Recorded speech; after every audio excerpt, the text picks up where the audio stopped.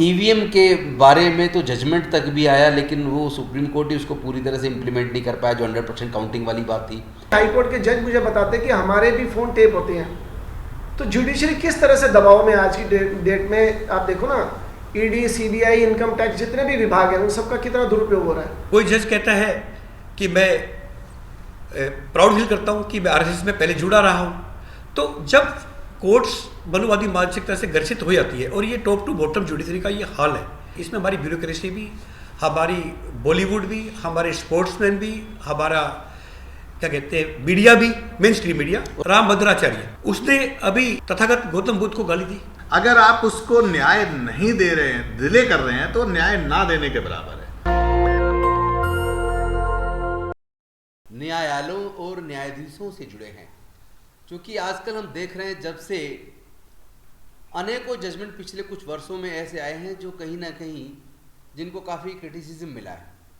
हालांकि खुद सर्वोच्च न्यायालय भी कहता है कि एक क्रिटिकल एनालिसिस किया जा सकता है जजमेंट का, और मंशा हमारी न्यायालयों या न्यायाधीशों की गरिमा को गिराने की नहीं है।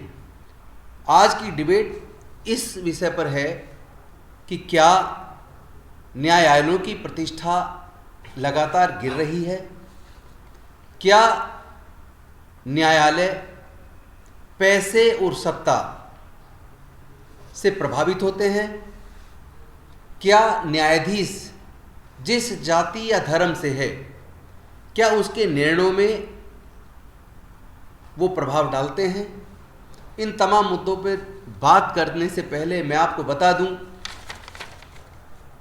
24 फरवरी 2025 तक भारत के सर्वोच्च न्यायालय के अंदर 81,000 केसेस पेंडिंग हैं, और भारत के उच्च न्यायालयों के अंदर 60 लाख से भी ज़्यादा केसेस पेंडिंग हैं, और भारत के जिला न्यायालयों के अंदर 5 करोड़ से भी ज़्यादा केसेस पेंडिंग हैं। इतनी अधिक पेंडेंसी की वजह क्या है? क्या पर्याप्त मात्रा में न्यायाधीश नियुक्त नहीं किए गए हैं? क्या इसके लिए न्यायालय जिम्मेदार है या सरकार जिम्मेदार है? तो आइए इन तमाम मुद्दों पर चर्चा करने के लिए मैं पहले आपको आज के पैनलिस्ट से अवगत करा दूं। मेरे राइट में वरिष्ठ वकील हरीश कुमार मेहरा, मेरे बगल में वरिष्ठ वकील रमेश जैन, और उनके बगल में मिशन जय भीम के राष्ट्रीय अध्यक्ष मिस्टर बीपी निगम, और मैं राजेंद्र पाल गौतम आज की इस डिबेट को शुरू करता हूं। तो पहला सवाल मैं हरीश कुमार मेहरा जी से लेना चाहूँगा कि क्या पिछले कुछ वर्षों में न्यायालयों की गरिमा लगातार गिर रही है? आपका इस मामले में क्या मत है? ये निश्चित रूप से चिंता का विषय है कि हम आज इस टॉपिक पे बहस कर रहे हैं कि हमारे न्यायालयों की प्रतिष्ठा की क्या स्थिति है आज के समय में। जैसा कि आपने कहा कि प्रतिष्ठा गिर रही है, मैं भी एक ताज़ा उदाहरण दूंगा कि जब सुप्रीम कोर्ट, जो सबसे बड़ी कोर्ट है, अपेक्स कोर्ट है, सुप्रीम कोर्ट के 5 जज जब फरियाद लेके जनता की अदालत में बैठ गए, तो मुझे नहीं लगता कि उसके बाद इस पर कोई प्रश्न चिन्ह लगना चाहिए कि न्यायालय की प्रतिष्ठा अब बची है या नहीं बची है। क्योंकि जब न्यायालय के, सर्वोच्च न्यायालय के न्यायाधीश जिनके पास सुप्रीम पावर है, जब वो समझ रहे हैं कि वो भी इतने शक्तिवान नहीं है कि वो भी संविधान का पालन करवा सके, तो संविधान का पालन करवाने के लिए वो जनता की अदालत में गए, क्योंकि देश में लोकतंत्र में सबसे बड़ी अदालत जनता की अदालत है। तो उनका ये दिखाना कि हम जो सिस्टम चल रहा है, जो संविधान के ऊपर हमले हो रहे हैं, जो जुडिशरी के ऊपर हमले हो रहे हैं, हम उसको रोक पाने में असफल है। यही वजह रही कि वो जनता की अदालत में आई। तो मेरे ख्याल से जिस दिन ये हादसा हुआ भारत में, भारत के मुझे भी याद है कि उस दिन सर्वोच्च न्यायालय के अंदर प्रेस कॉन्फ्रेंस की गई थी। रंजन गोगोई जी थे, डीवाई चंद्रचूड़ जी भी थे, 3 और जजेस थे, और उन 5 जजों ने कहा था कि आज देश में लोकतंत्र खतरे में है, इसलिए हम जनता की अदालत में आए हैं कि लोकतंत्र को जनता बचाए। तो आप बिल्कुल सही कह रहे हैं, आप अपनी बहस को आगे बढ़ाइए। मेरा वही कहना है कि उस दिन के बाद से तो अगर कोई ये कहे कि कोर्ट की साख बनी हुई है, तो मैं तो ये इस बात को मानता नहीं हूँ। अब ये जिम्मेदारी कोर्ट के ही ऊपर है क्योंकि वो जनता की अदालत में आए थे जज, सुप्रीम कोर्ट के जज। जनता ने तो पूरा साथ दिया उनका, जनता तो उनके साथ ही है, मगर ये अब जुडिशरी के ऊपर जिम्मेदारी है कि वो उस हक को कैसे बचाती है। जनता तो उसको सपोर्ट करेगी, डिसीजन लेना सुप्रीम कोर्ट के हाथ में है, पावर उसके हाथ में है। आप पाकिस्तान का उदाहरण लो, जिसको कि हम धर्म के नाम पे एक देश बना और उसी वजह से वो कितना पिछड़ा रह गया। भारत सेकुलर देश था तो कितना आगे निकल गया। जिसको हम इतना पिछड़ा हुआ देश मानते थे, उस देश में देखो आज सुप्रीम कोर्ट के डिसीजन से एक प्राइम मिनिस्टर को रिज़ाइन करना पड़ा, जेल जाना पड़ा। तो वहाँ की जुडिशरी की ताकत देखो और हमारे यहाँ की जुडिशरी की ताकत देखो, आप कंपेयर करो, आपको खुद ही एहसास हो जाएगा। वहाँ की जुडिशरी तो जनता की अदालत में नहीं गई, वो सक्षम थे, वो प्रधानमंत्री के अगेंस्ट भी फैसला ले सकते थे और लिया भी उन्होंने। मगर वो स्थिति भारत की जनता में आज आम विश्वास बनता जा रहा है कि भारत का न्यायालय कहीं ना कहीं दबाव में है। अभी ताज़ा उदाहरण दूंगा, दिल्ली सरकार के चीफ मिनिस्टर केजरीवाल ने जब हाई कोर्ट की नई बिल्डिंग का उद्घाटन किया था, तो वहाँ उन्होंने बताया था कि हाई कोर्ट के जज मुझे बताते कि हमारे भी फ़ोन टेप होते हैं। तो जुडिशरी किस तरह से दबाव में आज की डेट में, आप देखो ना, ईडी, सीबीआई, इनकम टैक्स, जितने भी विभाग हैं उन सबका कितना दुरुपयोग हो रहा है। तो जुडिशरी भी उसके लपेटे में है। यानी आपका ये मानना है कि जो जजेज हैं वो भी इंसान होते हैं और जो बाकी नेताओं पे या दूसरे व्यक्तियों पे जो असर हो सकता है या जो जिस प्रभाव में बाकी लोग आ सकते हैं उस प्रभाव में जजेज भी आ सकते हैं। तो ठीक है, चलिए हम चलते हैं इस विषय पर राय लेने के लिए रमेश जैन साहब से कि आपका इस संदर्भ में क्या मत है। देखिए, जैसे कि आपने बताया कि बैकलॉग है जुडिशल ऑफिसर्स की या हाई कोर्ट जस्टिस की संख्या भी कम है और दबाव में भी है क्योंकि जजेस भी इंसान है। लेकिन मैं अभी रिसेंट जो अभी वाक़यात हुआ कि जो जुडिशल करप्शन की बात कर रहा हूँ मैं, तो जुडिशरी एक अहम हिस्सा है हमारे प्रजातंत्र प्रणाली का, संविधान का और लीगल सिस्टम का। अभी देखा गया कि एक हाई कोर्ट जज के यहाँ नोट, जले हुए नोट बरामद हुए। देखिए, इस खबर को पहले दबाया गया तो इससे पूरा जुडिशरी पे एक कालिक होती है। दूसरा है कि वैसे इसमें मुझे लगता है मुख्य न्यायाधीश जी का ये तो हमें अप्रिशिएट करना पड़ेगा कि वो जिसमें फायर ऑफिसर से भी ये कहलवा दिया गया कि कोई नोट के बारे में मैंने कुछ नहीं कहा, नोट नहीं मिले, और बाद में उसकी वीडियो खुद चीफ जस्टिस ऑफ इंडिया ने उसको वायरल किया तो वो तथ्य पे मोहर लगी कि हाँ, बड़ी मात्रा में वहाँ पैसा मिला है। हाँ, वो बात सही है, लेकिन उसमें देखिए आप टाइम गैप, ये हादसे में एक हफ्ते बाद ये बात आई जी, दिल्ली की, देश की राजधानी के अंदर एक बात है। और दूसरा है कि इस फायर ब्रिगेड ने जो आग लगी, इस आग से जो करप्शन की आग है वो उजागर हो गई। लेकिन मेरा कहना है कि कई जगह आग जहाँ लगती नहीं, वहाँ उस करप्शन की आग जो है और भी व्यापक और भयानक और ज़्यादा गहरी होती है क्योंकि वो लाइमलाइट में आ नहीं पाता। आपका कहने का मतलब है चूंकि जजेस को इम्यूनिटी है, जजेस के यहाँ बंगले में कोई बिना इजाजत जा नहीं सकता और कम से कम कोई पत्रकार, कोई जांच एजेंसी, कोई पुलिस अधिकारी वो बिना इजाजत नहीं जा सकता। तो अगर वहाँ पैसे लिए भी जाएं और रखे भी जाएं तो वहाँ तो कभी वो जनता की नज़र में कभी आ ही नहीं सकता, उसकी कभी जांच हो ही नहीं सकती। तो वो तो आग लग गई होली के दिन और उसके पुलिस को, फायर ब्रिगेड को फ़ोन किया गया तो वो चीज़ पब्लिक की नज़र में आई। कई जगह जहाँ आग लगती ही नहीं है तो इत्फाकन आग लगी, पब्लिक की निगाह में आई। जहाँ आग लगती नहीं वहाँ करप्शन की आग और भी भयानक और भयावह होती है, व्यापक होती है। दूसरा है कि ये तो फिजिकल करेंसी है, फाइनेंशियल करप्शन दो तरह का होता है। एक तो वहाँ फिजिकल करेंसी का लेन देन होता है या पता चल जाए, दूसरा ऐसा एक फाइनेंशियल करप्शन होता है जहाँ फिजिकल करेंसी का रोल नहीं होता है लेकिन फाइनेंशियल करप्शन होता है। उदाहरण के तौर पे कोई जस्टिस ने कोई ऐसा फैसला दिया चेंज ऑफ लैंड यूज का कि उसके किन को भी साथ में बेनिफिट मिल गया, तो वहाँ फिजिकल करेंसी का कोई लेन देन नहीं हुआ, लेकिन वहाँ जुडिशल करप्शन है, फाइनेंशियल करप्शन है। लेकिन मैं एक और इससे अहम मुद्दा जो देश में अब चला आ रहा है, मैं उस पर बात करना चाहूँगा कि करप्शन एक फाइनेंशियल करप्शन है, दूसरा है एक आइडियोलॉजिकल करप्शन। जो आइडियोलॉजिकल करप्शन है वो ये है कि मैं किसी विचारधारा से ग्रसित हूँ, दूसरी विचारधारा का यदि कोई केस आता है तो मैं उसके खिलाफ जजमेंट देता हूँ। जैसे आज की पूरी जुडिशरी बंधुवादी मानसिकता से ग्रसित है। आपने देखा है एक फैसला नहीं, जैसे कि राम मंदिर का फैसला है, उसमें भूतपूर्व चीफ जस्टिस ने क्या कहा कि मेरे आस्था के आधार पे ईश्वर ने जो मुझे कहा लिखा, यानी तथ्य को आधारहीन कर दिया, यानी कि हमारे संविधान की जो शपथ थी उसको भी न्यूट्रल कर दिया, जीरो कर दिया। ऐसे कितने ही फैसले अभी आते हैं। कोई जज कहता है कि मैं प्राउड फील करता हूँ कि मैं आरएसएस में पहले जुड़ा रहा हूँ। तो जब कोर्ट्स मनुवादी मानसिकता से ग्रसित हो जाती है और ये टॉप टू बॉटम जुडिशरी का ये हाल है, और खाली जुडिशरी की बात नहीं कर रहा मैं, अकेले जुडिशरी की, इसमें हमारी ब्यूरोक्रेसी भी, हमारी बॉलीवुड भी, हमारे स्पोर्ट्समैन भी, हमारा क्या कहते हैं मीडिया भी, मेन स्ट्रीम मीडिया, और शायद थोड़ा पुलिस प्रशासन और आर्मी भी। हमारी पूरा आर्मी प्रशासन, और दूसरा अल्टीमेट हमारी जो पॉलिटिशियन भी, और इसके अलावा हायर एजुकेशन इंस्टीट्यूट भी, वहाँ हर जगह मानववादी मानसिकता का एक ग्रिप बनी हुई है। तो वो करप्शन और भी ज़्यादा भयानक और भयावह होता है, जिससे पूरा अच्छा, मनुवाद से आपका तात्पर्य क्या है? मनुवाद होता है डबल स्टैंडर्ड। जैसे जो आइडियोलॉजी मैं पसंद करता हूँ उसके विपरीत यदि कोई दूसरे विचार का कोई केस आता है तो मैं उसके खिलाफ जजमेंट देता हूँ। एक पार्टिकुलर एक आइडियोलॉजी का डोमिनेशन, वो चीज़ मनुवाद है, डबल स्टैंडर्ड। तो वो उससे हमारा वो इंसान में भेद भी पैदा करती बिल्कुल है। बिल्कुल, वो सोशल इनइक्वलिटी है, जन्मजात सोशल इनइक्वलिटी को न केवल प्रोटेक्ट करना बल्कि इसको प्रमोट करना। उस वजह से हमारा पूरा देश, यानी आपका जो कहना वो वर्ण व्यवस्था और जाति व्यवस्था, जाति व्यवस्था उसको। और अभी मैंने रिसेंट एक वाक्य देखा, एक का नाम है, मैं भूल रहा हूँ शायद, रामभद्राचार्य नाम उसका वास्तविक कोई मिश्रा है।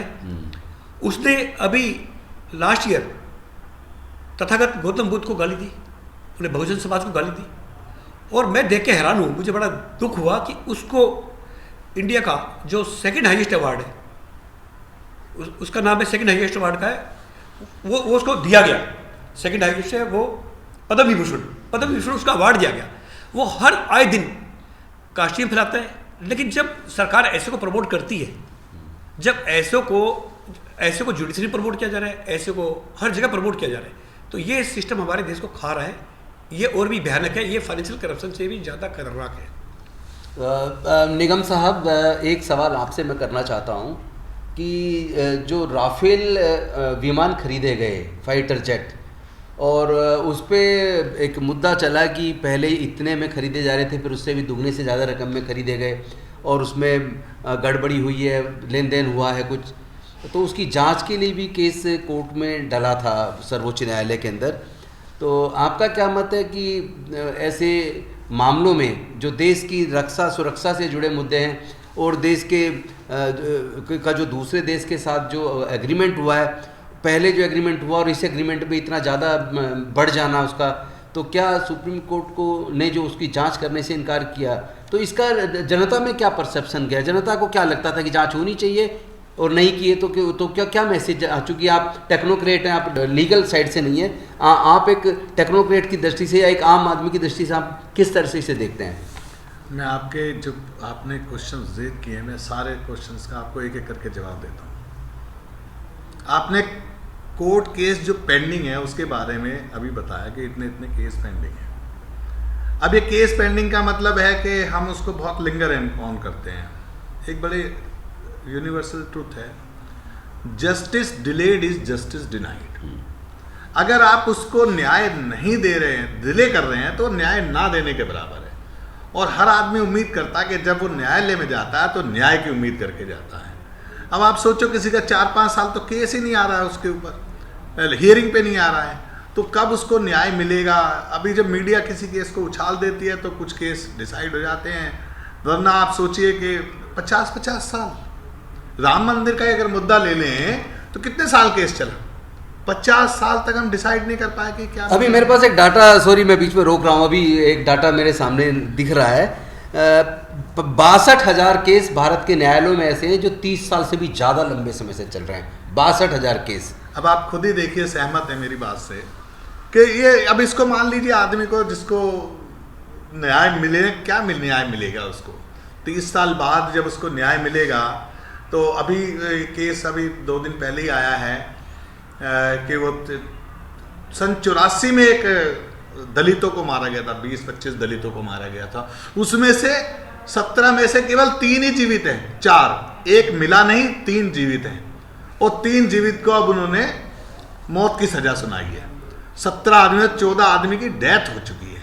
आप सोचिए कि उनको तो कोई अपराध, उनको तो कोई सजा मिली नहीं, वो तो नेचुरल डेथ हुई उनकी। तो ये justice delayed is justice denied. अब इसको कैसे ठीक किया जा सकता है? प्रॉब्लम क्या है कि ये जो जुडिशरी है, इसका प्रशासनिक कार्य भी ये खुद ही करते हैं। अदरवाइज आप किसी भी बड़ी कंपनी की बात ले लीजिए, मान लीजिए रिलायंस कंपनी है या कोई, मैं किसी का नाम नहीं लेना चाहता, जो भी बड़ी कंपनियां हैं, उन कंपनीज में हर प्रॉब्लम को पहले आइडेंटिफाइड किया जाता है, कोई भी प्रॉब्लम है, फिर उसके ऑप्शंस देखे जा सकते हैं, हाउ टू इसको कैसे सॉल्व किया जा सकता है, इसके ऑप्शंस क्या क्या हैं। तो इस जितने ये केस पेंडिंग है, इनके ऑप्शन क्या है कि कैसे इनको सुधारा जाए। पर क्योंकि जुडिशरी दोनों काम खुद ही करती है, प्रशासनिक कार्य भी खुद करती है और जुडिशरी भी खुद करती है, और उसमें कुछ लोगों का ही कब्जा है, कुछ परिवारों का कब्जा है, वो उसी काम में उलझे रहते हैं। और उसी में सरकार जब भी बात करती है कि वो कॉलेजियम को हटाया जाए, तो वो सरकार के ऊपर अटैक करके उनसे बात कर लेते हैं कि भाई नहीं ये आप मत हटाइए, उनके फेवर में न्याय देना शुरू कर देती है। यानी कि वो उनकी तरफ अगर ध्यान नहीं है तो आप प्रशासनिक रूप से सक्षम नहीं है, आप अगर केस को नहीं कर पा रहे हैं तो। आपने राफेल की बात की, देखिए कोई भी केस होता है बड़ा सिंपल है। आज भी ये ऑर्डर है कि भाई अगर कोई शिकायत लेके आ रहा है तो पहले आप उसकी शिकायत को सुनिए जरूर, उसकी जांच जरूर कीजिए, प्रारंभिक जांच तो कीजिए। अगर किसी ने सुप्रीम कोर्ट में केस डाला कि इसकी जांच कराइए, तो सुप्रीम कोर्ट को जांच करानी चाहिए थी। और ये जो आदेश है सुप्रीम कोर्ट का, ये नेचुरल है, ये सरकार से ग्रसित है, उनके आदेश के अनुसार है, वरना ऐसा होना नहीं चाहिए था। क्योंकि किसी भी चीज़ की जांच करा लेना, मैं आपको छोटा सा एक एग्जांपल देता हूँ। मैंने दिल्ली परिवहन निगम में नौकरी करता था। अब पिछले 10 साल से डीटीसी में बसें नहीं खरीदी गई। बसें ना खरीदने का एक बड़ा कारण बताता हूँ आपको। 1000 बसों का परचेज का काम शुरू हुआ, वो लेवल पे आ गया कि अब ऑर्डर प्लेस होना है। विपक्ष के नेता ने एक सिंपल सी कंप्लेंट की लेफ्टिनेंट गवर्नर को, अभी खरीदा नहीं गया, और उसमें कहा गया कि इसमें बहुत बड़ा घपला हो गया, 1500 करोड़ रुपए का घपला हो गया। एक पैसे की कहीं पेमेंट नहीं हुई, सिर्फ टेंडर हुआ था। एलजी महोदय ने कंप्लेंट होम मिनिस्टर को भेजी, होम मिनिस्टर ने उस सीबीआई को भेज दी। 11-12 ऑफिसर और पूरी डीटीसी और स्टेट ट्रांसपोर्ट अथॉरिटी के अफसरों को सीबीआई ने बुलाना शुरू कर दिया। इसका इफेक्ट क्या हुआ? 10 साल से एक भी गाड़ी नहीं खरीदी गई है और पूरी संस्थान लगभग खत्म हो चुकी है। यानी कि आप इतनी छोटी सी चीज की तो जांच करा लेने के लिए भेज देते हैं, और आप 3 गुना रेट था राफेल का, जो पहले टेंडर में रेट आया और दूसरी बार जो रेट आया उसमें 3 गुना का फर्क था। तो जांच कराने के में क्या फर्क पड़ता था? और उसमें एक और मुद्दा था, वो आपने कहा नहीं, उसकी मेंटेनेंस का कॉन्ट्रैक्ट आपको पता है दिया गया था अनिल अंबानी। हाँ, वो ऐसी कंपनी को दिया गया जो कंपनी एग्जिस्ट नहीं करती थी। ऑर्डर मिलने के बाद वो कंपनी तो एस्टेब्लिश की गई, और उसका कई हजार करोड़ रुपए का पहले लोन माफ किया गया, फिर उसको बैंक लोन पास किया गया। मतलब ये समझिए कि जब इतनी बातें हो रही हैं तो सरकार कैसे उस राफेल केस की जांच करवाती? ठीक है, तो अब हम अगला सवाल मैं हरीश मेहरा जी आपसे पूछना चाहता हूँ। हाथरस में एक दलित बच्ची का बलात्कार हुआ और आधी रात को उसके माँ बाप की इच्छा के खिलाफ उसके सबको जला दिया गया, और केरला से एक पत्रकार सिद्दीक अप्पन उसको कवर करने के लिए आए, लेकिन उन पर रासुका लगा के देशद्रोह टाइप मुकदमा बना के उनको लगभग 2-3 साल जेल में रखा। उमर खालिद 4 साल से अधिक हो गए तब से जेल में है, और अभी शायद ट्रायल की भी इनिशियल स्टेज चल रही है। और इसके साथ साथ जो भीमा कोरेगांव वाला जो मैटर था, जिसमें कई लोगों को गिरफ्तार किया और गिरफ्तार करके कि ये प्रधानमंत्री की हत्या का इन्होंने षड्यंत्र था इस तरह की करके, जिसमें ग्राहम स्टेन्स अल्टीमेटली बेचारे अंदर वहीं पे उनकी डेथ हो गई। और एक तरफ इस तरह के लोग हैं जिनको जमानत सालों साल नहीं मिलती, और दूसरी तरफ एक वो रिपब्लिक भारत के पत्रकार अर्नब गोस्वामी, जिनको आधी रात को कोर्ट लगाकर शायद सुप्रीम कोर्ट ने उसको बेल दी। और कई बार देखा जाता है कि कई बार सुप्रीम कोर्ट कोई डायरेक्ट बेल में आता है तो कोर्ट कहती है कि पहले अपने हाई कोर्ट में जाइए, और कई बार जो है वो सुप्रीम कोर्ट उनको सुन लेती है और बेल भी दे देती है।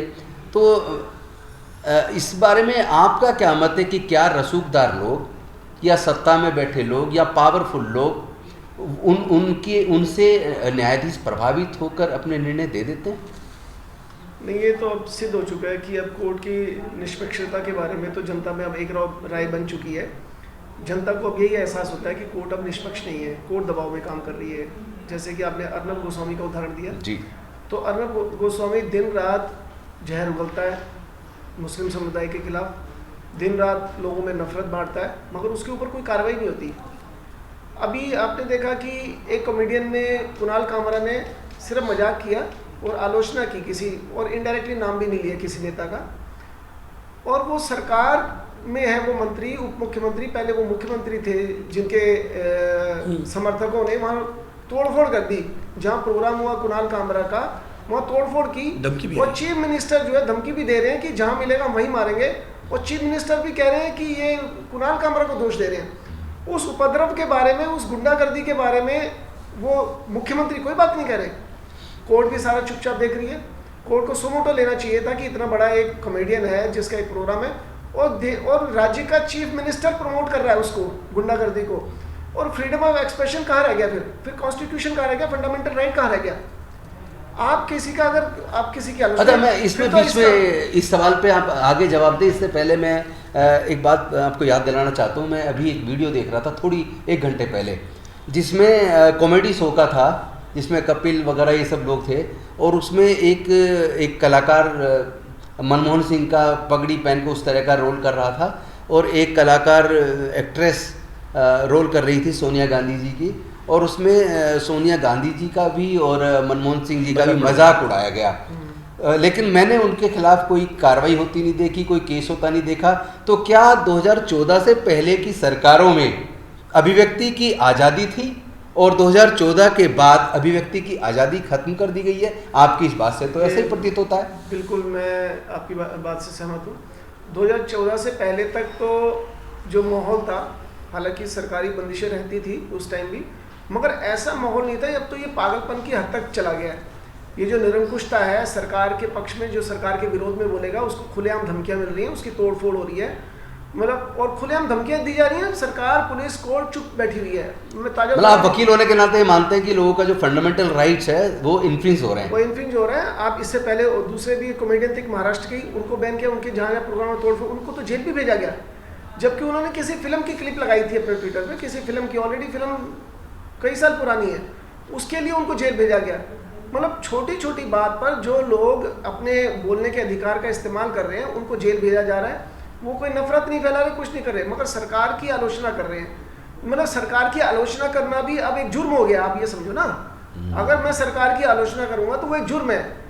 अगर सरकार के कारिंदों को, सरकार को लगेगा कि इसकी आलोचना से मेरे को कोई फर्क पड़ता, मतलब अगर सरकार के मंत्री अगर खुलेआम धमकी दें और उनके नेता खुलेआम भड़काऊ भाषण दें, यहाँ तक कि दंगे करवा दें, वो मंत्री भी बन सकते हैं और बने रह सकते हैं, उन पर मुकदमा भी दर्ज आसानी से नहीं होता।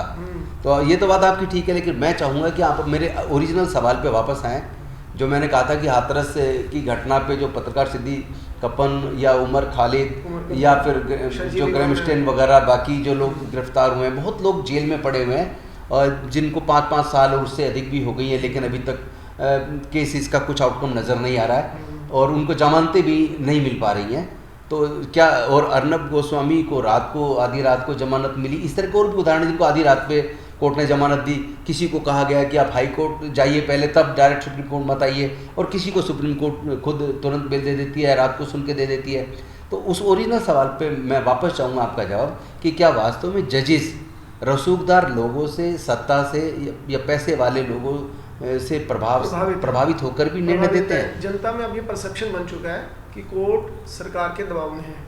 ये तो स्पष्ट शब्दों में मैंने पहले भी कहा था, जनता में ये अब विश्वास पैदा हो चुका है कि कोर्ट जो है सरकार के दबाव में है। क्या वकील भी ऐसा मानते हैं? वकील भी ऐसा मानते हैं, पूरी जनता ही मानती है। अब ये परसेप्शन तोड़ने की जिम्मेदारी कोर्ट की है। अभी आप ताज़ा उदाहरणों में ले लो ना, कि जो सरकार के खिलाफ बोलेगा, 2 तरह के लोग हैं। जो एक तो सरकार के जो विरोध में बोल रहे हैं, जो सरकार की नीतियों की आलोचना कर रहे हैं, तो उनको निशाना बना के झूठे केसों में फंसाया जा रहा है। यूएपीए जैसे आतंकवादी, जैसे उमर खालिद संविधान की बात कर रहे थे, कॉन्स्टिट्यूशन की बात कर रहे थे, उनको यूएपीए लगा के जेल में बंद कर दिया गया। वो डॉक्टर जो थे वहाँ यूपी के जो डॉक्टर थे, आप देखना जो गैस वाला मामला हुआ था, जी, बच्चों की जो डेथ हुई थी, बच्चों की जान, डॉक्टर बच्चों की जान बचा रहे थे, बच्चों की जान बचाने का उनको सिला ये मिला थी, उनके ऊपर ही खतरनाक केस लगा के कितने साल वो जेल में रहे। मतलब जो तो जनता को खुलेआम धर्म संसद बना के मुसलमानों के कत्लेआम की बातें कर रहे हैं, कोर्ट शांत होकर देख रही है, पुलिस शांत होकर देख रही है, संविधान को फाड़ा जा रहा है, यहाँ जंतर मंतर पे जलाया जा रहा है, संविधान को गालियाँ दी जा रही हैं, मतलब संविधान निर्माताओं का अपमान किया जा रहा है। बाबा साहब की मूर्तियाँ दिन रात तोड़ी जाती हैं पूरे देश में। जो इनकी मनोवादी विचारधारा, जो इनकी पूंजीवादी विचारधारा का विरोध करता है, वो इनके निशाने पे आज की डेट में। अच्छा, इसी सवाल पे मैं चाहूँगा कि हमारे वरिष्ठ वकील रमेश जैन जी, आपका इस संदर्भ में क्या मानना है? इसमें वैसे तो देखो, पूरे देश में जब से ये मोदी सरकार आई है, बीजेपी बड़ी है, पूरे देश में अराजकता का माहौल है और डिक्टेटरशिप का माहौल है। लेकिन देश के सबसे महत्वपूर्ण 2 राज्य हैं, यूपी और महाराष्ट्र। यूपी सबसे अधिक आबादी वाला है और महाराष्ट्र का जो बॉम्बे है, it is called financial capital of India, industrial state है। दोनों के जो मुख्यमंत्री हैं, मुझे लगता है होड़ लगी है कि कौन कितना कम्युनल होगा। या तो उनका अपनी पार्टी में कद बढ़ाने के लिए ऐसे चला रहा है, या वो सोच रहे हैं कि मोदी का हम उत्तराधिकारी बने तो प्रभावित कर सके, और उनको इस बात का बल मिल रहा है, आरएसएस से भी मिल रहा है और जितने भी ये रूढ़िवादी ताकतें हैं, फासिस्ट फोर्सेज है, उनसे भी मिल रहा है। तो वो इसको जिसको बढ़ा दे रहे हैं। अभी आपने एक रेप केस की बात जिक्र किया था, हाथरस का, मैं उसमें एक बात और जोड़ता हूँ। कुछ साल पहले कठुआ गैंग रेप हुआ, शायद मंदिर में होता, एक छोटी सी बच्ची थी, जम्मू कठुआ में। हाँ, उसमें जो कल्प्रिट्स पकड़े गए थे, उनके समर्थन में फासिस्ट फोर्सेज ने नारे लगाए एक्यूज के, उसमें समर्थन की बीजेपी के विधायकों ने भी, उसमें विश्व हिंदू परिषद की भी तिरंगा यात्रा निकाली गई, जय श्री राम के नारे बोले गए, और वो बाद में वो कल्प्रिट निकले। और एक और एग्जांपल मैं देता हूँ इसका, रेप और मर्डर का कन्विक्ट है गुरमीत सिंह राम रहीम, हरियाणा से हुआ, वो रेप का भी कन्विक्ट है और वो मर्डर केस का भी कन्विक्ट है। वो 1 दर्जन से ज़्यादा बार फरलो और पेरोल में बाहर आ चुका है, 20 टाइम्स। हाँ, 1 दर्जन से ज़्यादा बार, हाँ 20 बार के करीब आ चुका है। और हर बार जब बीजेपी को जरूरत होती है, सत्ताधारी पार्टी को जरूरत होती है, इलेक्शन में कंपनी की जरूरत होती है, वो आके आह्वान करता है। और बीजेपी के अपने स्टेट अधिकारी, जो पदाधिकारी होते हैं, वो उसको बप्पा बोलते हैं। करनाल की एक पदाधिकारी थी, एक लेडी अग्रवाल, उसने कहा कि मेरे पप्पा आ गए, और उसकी समर्थन में वहाँ रैली निकाली जाती है। तो जो समाज में, वो एक्यूज नहीं है, वो कन्विक्ट है, सजा काट रहे हैं, लेकिन उसको बार बार ले आते हैं और उनका समाज पे प्रभाव भी ऐसा पड़ रहा है। तो पूरे समाज को ऐसे एक विपरीत दिशा में धकेला जा रहा है। ये बड़ी चिंता का विषय है। अच्छा रमेश, ये राफेल केस की जांच की भी कोर्ट में पिटीशन सुप्रीम कोर्ट में लगी, जस्टिस लोया की हत्या की भी जांच की पिटीशन लगी, और ईवीएम के बारे में तो जजमेंट तक भी आया, लेकिन वो सुप्रीम कोर्ट ही उसको पूरी तरह से इम्प्लीमेंट नहीं कर पाया, जो 100% काउंटिंग वाली बात थी। और इलेक्ट्रल बॉन्ड पे जजमेंट तो आया, लेकिन उसके कॉन्सिक्वेंसेस कुछ नहीं हुए। क्या हुए कि जिन लोगों ने चंदा दिया, जिन कंपनियों ने सरकारों से, जिन पार्टियों को दिया, उनकी सरकारों से उनको कितना टेंडर्स मिले, इस पे कोई जांच या कोई उस पर कार्रवाई आगे कुछ होता नहीं दिखा। इस संदर्भ में आपका क्या मानना है? हाँ, ये आपने राफेल की बात की, सबसे पहले बड़ा इंपॉर्टेंट है, देश की सुरक्षा से भी जुड़ा हुआ मामला था। जैसे निगम साहब ने बताया कि ऑफसेट पार्टनर एक ऐसी कंपनी होती है जो बाद में बनी। लेकिन मैं एक बात है, इस पर इंक्वायरी या सुप्रीम कोर्ट में मैटर गया है, ये एक आईवास था। जब शुरुआत में कंप्लेंट दी गई सीबीआई डायरेक्टर को, वर्मा जी को, प्रशांत भूषण जी ने और 2 लोग और थे उसमें जी, कंप्लेंट के जाते ही हो सकता है उस पर कुछ एक्शन होता इन्वेस्टिगेशन का जी, उसको रात को 2:30 बजे, यानी कि सुबह के 2:30 बजे कह लीजिए आप, 2:30 AM पे उसको हटा दिया गया। ऐसा क्या था? जो डिफेंस मिनिस्टर था वो सीएम बन जाता है एक बहुत छोटे स्टेट का, और सुप्रीम कोर्ट में हलफनामा क्या देते हैं कि file is not traceable, file खो गई है, और सुप्रीम कोर्ट मान लेती है। तो ये सारे के सारे राफेल का मुद्दा हो या कोई दूसरे ये मुद्दे हो, ये सब आईवास है। मुझे लगता है जज पे दबाव भी होता है, और दबाव के साथ साथ निजी स्वार्थ भी होता है। एक निजी स्वार्थ क्या, पोस्ट रिटायरमेंट बेनिफिट का, कि कोई रिटायरमेंट होने के बाद राज्यसभा से रहता है, कोई NHRC का चेयरमैन बन जाता है, कोई गवर्नर बन जाता है, किसी को कोई और असाइनमेंट दे देते हैं। तो लेकिन उनको ये भी होता है कि अगर हमने कोऑपरेटिव सरकार से नहीं किया तो बाद में छापे पड़ते हैं। तो either in the expectation of gaining something or for the fear of losing something, ये दबाव उन पर रहता है, इसलिए सरकार के खिलाफ जाते ही नहीं, और परिणाम हम सबके सामने है जो पूरा देश भुगत रहा है। अच्छा, अगला सवाल मैं मिशन जय भीम के राष्ट्रीय अध्यक्ष VP निगम जी आपसे लेना चाहता हूं, चूँकि आप एक जाने माने संगठन के एक रिनाउंड ऑर्गेनाइजेशन के आप नेशनल प्रेसिडेंट भी हैं, और आपके पास उत्पीड़न के केसेस भी आते होंगे। जो SC/ST prevention of atrocities act 1989 है, उस एक्ट में प्रोविज़न किए गए थे, वो एक्ट इसलिए बनाया गया था ताकि दलितों पर, आदिवासियों पर होने वाले उत्पीड़न को रोका जा सके, कंट्रोल किया जा सके और पीड़न करने वालों को सज़ा दी जा सके और पीड़ित परिवारों को कॉम्पेंसेशन दिया जा सके।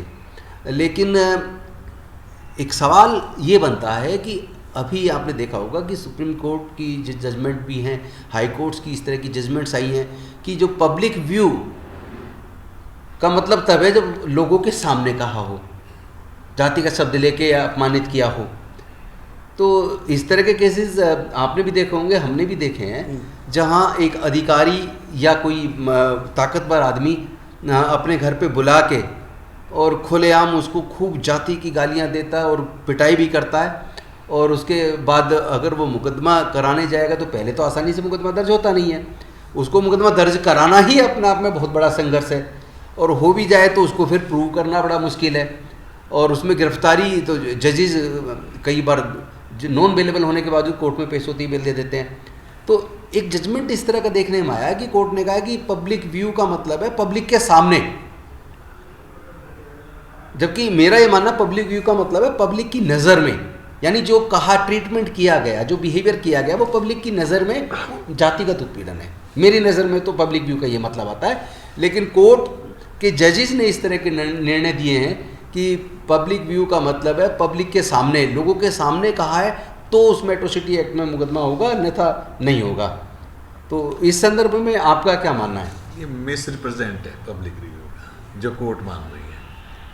कोर्ट ऐसे करती है अपने किसी को बेनिफिट करने के लिए शब्दों का मिसरिप्रेजेंट करती है, मिसइंटरप्रिटेशन। और इससे बढ़िया तो अभी ये कल परसों दरसों का मुकदमा है जिसमें वो कहता है कि नाड़ा खोलना, खींचना, स्तन दबाना ये रेप में नहीं है, अटेम्प्ट टू रेप में है ही नहीं। आप बताइए कितना क्रिटिसिज्म हो रहा है। शुक्र है कि आज की डेट में ये केस थोड़े से लोगों के सामने आ जाते हैं, तो ये लोग क्रिटिसिज्म करने लगे हैं, लोग समझने लगे हैं, पढ़ने लगे हैं और इनको कहने भी लगे हैं। लेकिन सरकार के दबाव में है कोर्ट, या किसी अपराधी के दबाव में होते हैं, जैसे राम रहीम जी का बड़ा बढ़िया एग्जाम्पल दिया है। ऐसे बहुत सारे लोग हैं, 10-10 लोगों को सजा दे दी, rape murder case, rape case था वो बिल्किस बानो केस में, और बाहर आके उनको माला पहनाई जा रही है। मतलब समाज उन लोगों को सम्मानित कर रहा है जो अपराधी है जी, कि हमारे समाज की। और दूसरी बताता हूँ, और ऐसे केस में भी सरकार खुद उनको माफी दिलवा रही है, माफी दिलवाती है। और बड़ी मजेदार बात मैं आपको बताता हूँ, हुआ क्या है कि जो जिस बिजनेस में है या जो जिस काम के लिए है, जो जिसका कोर बिजनेस है, न्यायाधीश का काम न्याय देना है, वो उसमें पारंगता हासिल करे। ऐसा नहीं है वो कंपटीशन कर रहा है, कोई कह रहा है यार ये तो जो राजनीतिज्ञ हैं, ये तो राज्यसभा और लोकसभा के मेंबर बनने के बाद बड़े फेमस हो जाते हैं, बहुत पैसा कमा लेते हैं, उनको ऐसा लगने लगता है। इसलिए वो कहते हैं कि यार ऐसा काम करो कि हम भी थोड़े दिन में राज्यसभा या लोकसभा का मेंबर बन जाए, किसी लिए इसे जो सरकार का कहने से जो काम करना है कर दें, या पैसे की भूख। न्याय के लिए तुम यार बने हो, जो एक भगवान का रूप हो। जब कोई न्याय के लिए जाता है तो ये मानता है कि सुप्रीम है, ये पूरे इस हमारे समाज का सुप्रीम आदमी। हाँ, लोग जब चारों तरफ दुखी होते हैं तो कहते हैं कि मैं कोर्ट जाऊँ, मैं कोर्ट चला जाऊँगा, कोर्ट में जाऊँ, और ये मान के चलता है कि भगवान न्याय करेगा। ये ऐसा भगवान है जो न्याय करेगा। और जब वो घर में इतने सारे नोट मिले तो आप मान के चलिए कि उसकी भूख न्याय की तरफ उसका ध्यान नहीं है। फिर तो वो केस की फाइल का रंग पहचानता होगा कि इसमें कितने मिलने हैं, फिर वो न्याय की बात कैसे देखेगा? फिर वो देखेगा कि कौन से केस के मिलने से, चाहे संख्या कमी क्यों ना हो ऐसे जजेस की, लेकिन उनकी वजह से पूरी जुडिशरी बदनाम होती है। थोड़े लोग ही हैं, थोड़े लोग ही होंगे, मैं मान के चलता हूँ। अभी भी देखो अच्छे लोगों से ही संसार चलता है, विश्व जो चलता है अच्छे लोगों से चलता है, पर बहुत थोड़े से लोगों के लिए इतनी पुलिस, न्यायालय सब कुछ बना है, और उनको नहीं मिलेगा तो फिर वो विश्वसनीयता खत्म। चलिए, मैं अंतिम कमेंट मैं चाहूंगा कि एट्रोसिटी एक्ट के बारे में जो पब्लिक व्यू पे जो जजमेंट दिया, आपका उस पर क्या मानना है? मेरा ये मानना है, सबसे पहली बात तो जो SC/ST एक्ट है, ये जब पास हुआ था बहुत अच्छा एक्ट है, और ये राजीव गांधी के समय में पास हुआ था। उससे पहले PCR था, प्रोटेक्शन ऑफ सिविल राइट जी। उसमें बड़ी सज़ा बड़ी माइल्ड थी और इम्प्लीमेंटेशन एकदम माइल्डर था ही नहीं। प्रैक्टिकली। तो ये हमें लगा ये रेडिकल चेंज लाएगा हिस्ट्री में। लेकिन सच्चाई क्या है? सच्चाई हमारी समाज की सामाजिक और आर्थिक इनइक्वलिटी, असमता पर टिकी है। तो जो SC/ST की जो एट्रोसिटीज होती है, अगर फॉर एग्जाम्पल 1000 समाज में अपराध हुए, उसमें 900 से ज़्यादा तो रिपोर्ट ही नहीं होते, 90% अनरिपोर्टेड, दे गो अनरिपोर्टेड। जो 10% रिपोर्ट होते हैं उसमें वो आगे नहीं बढ़ पाते, और जो आगे बढ़ के केस रजिस्टर्ड होता भी है उसमें जैसे ये अभी कोर्ट की इंटरप्रिटेशन आई है, उसको डाइल्यूट कर दिया जाता है। तो एक्चुअल जो कन्विक्शन है 1000 में से वो मुश्किल से 10 का होता है, यानी कि जो लेस देन 1% कन्विक्शन। तो अभी खास तौर पे रूरल बेल्ट है, रिमोट एरियाज है, वहाँ तो इस अपराध को अपराध की श्रेणी में ही नहीं मानते, खासतौर पर माइल्डर ऑफेंस को, जब तक कोई रेप या मर्डर ना हो जाए, बड़े ऑफेंस को, तो वहाँ रिपोर्ट ही नहीं होते। तो इसका सबसे बड़ी रोकथाम तो जो मेरे को लगता है लॉन्ग टर्म सॉल्यूशन है, वो सामाजिक चेतना, सामाजिक जागरूकता और समाज में साक्षरता। ये 3 सॉल्यूशन है लॉन्ग टर्म के लिए, ताकि दायरा बढ़े उसका। जब दायरा ही छोटा है, ऊपर से कोर्ट का मानसिकता ऐसी है, तो समाज पे एक बुद्धिजीवी ने कहा था कि ultimate vigilance is social vigilance. Social vigilance बढ़ाने के लिए सामाजिक जागरूकता और समाज में साक्षरता बहुत जरूरी है। चलिए, मैं हरीश जी आपका एक व्यू लेना चाहूँगा, क्योंकि मैंने ऐसा अनुभव किया कि जो केसेस ज़्यादा पुराने होते हैं, जिनकी फाइल बहुत मोटी हो जाती है, तो एक टेंडेंसी जजेज में भी मैंने देखा है, ऐसा देखने में आया है कि जिस दिन वो केस हियरिंग पे आता है, ये कुछ अंदर की चीज़ें जो हमें भी पता है, उस दिन वो जज छुट्टी पे चला जाता है या किसी भी बहाने से उसको टाल देता है। मतलब जो जितना ज़्यादा लंबा केस चल रहा है, जितनी मोटी फाइल होगी, बहुत ही रेयर ऐसे जजेज हैं जो उस फाइल पे नज़र डालते और सोचते कि यार बहुत लंबा हो गया, इसको डिस्पोज ऑफ करना है। ज़्यादातर तो उसको देख के हाथ उठाने लगाने से ही सोचते हैं यार कौन इतना पढ़े, क्या करे, और चीज़ें टल जाती। ये आपने भी क्या इस तरह का अपनी वकालत में, क्योंकि मैंने भी अपनी 32 साल की वकालत में इस तरह के अनुभव खुद अपनी आंखों से देखे हैं, आपका क्या इस बारे में मानना है? नहीं, बिल्कुल आप सही कह रहे हैं। अगर केस पुराना हो, नया भी हो, अगर उसमें फाइल मोटी है तो जज साहब पहले तो, क्योंकि उसमें टाइम लगेगा, तो जज साहब भी सोचते थे यार इसको थोड़ा सा टाल दें, क्योंकि उनके पास भी केस ज़्यादा होते हैं, उनकी भी मजबूरी है। क्योंकि हमारे देश में क्या है, रेशो केसेस की जाता है पर जज। एक जज को इतने सारे केस करने होते हैं और 5 दिन का टाइम है, सुबह से लेकर शाम तक वो केस सुनता है, फिर वो कब केस की फाइल पढ़ेगा, इतनी बड़ी फाइल पढ़ेगा कब, और कब जजमेंट देगा। तो मैं इसमें जजों की गलती नहीं मानता, इसमें हमारे सिस्टम में जो है कि जजों की संख्या कम है। अगर जजों की संख्या बढ़ाई जाए तो ये हमारे फैसले भी, जैसे अभी निगम साहब ने भी कहा, जस्टिस डिलेड जस्टिस डिनाइड, तो ये तो चलता ही रहेगा। हालांकि अभी हाल में आपको बता दूं कि दिल्ली हाईकोर्ट ने बड़ा अच्छा अभी डायरेक्शंस दे रखी हैं डिस्ट्रिक्ट कोर्ट्स को कि जो पुराने केस हैं उनको जल्दी जल्दी उनको डिसाइड किया जाए, मगर वो ये प्रैक्टिकल मुझे नहीं लगता पॉसिबल है, क्योंकि जजेस की संख्या कम है। तो सही सोल्यूशन तो उसका यही है कि जजेस की संख्या बढ़ाई जाए। थैंक यू वेरी मच, बहुत बहुत धन्यवाद सभी पैनलिस्ट का। और साथियों, मैं उम्मीद करता हूँ कि सभी दर्शकों को ये डिबेट पसंद आई होगी। हमने पूरी कोशिश की है कि निष्पक्षता से हम लोग इस डिबेट को चलाएं। कोई हम किसी पॉलिटिकल पार्टी या किसी जजेस की गरिमा को ठेस पहुंचाने का हमारा कोई मकसद नहीं है। हम सिर्फ देश की तस्वीर बदलना चाहते हैं, देश में लोगों का न्यायालयों में भरोसा बने, लोगों का सरकार में भरोसा बने, और गरीब से गरीब, कमज़ोर से कमज़ोर व्यक्ति को भी न्याय मिले। ऐसी भावना हमारी भी है और ऐसी भावना हमारे संविधान की भी और संविधान निर्माताओं की भी थी। बहुत बहुत धन्यवाद, शुक्रिया। जय भीम, जय भारत, जय संविधान, जोहार। दस्तक की आपसे गुजारिश है कि अगर इसको बचाना चाहते हैं तो नेशनल दस्तक को सब्सक्राइब करने के लिए रेड कलर के सब्सक्राइब बटन को दबाएं, फिर बेल आइकन की घंटी दबाएं। नेशनल दस्तक को बचाने के लिए बहुत जरूरी है कि हर खबर को शेयर करें, लाइक करें, कमेंट जरूर करें।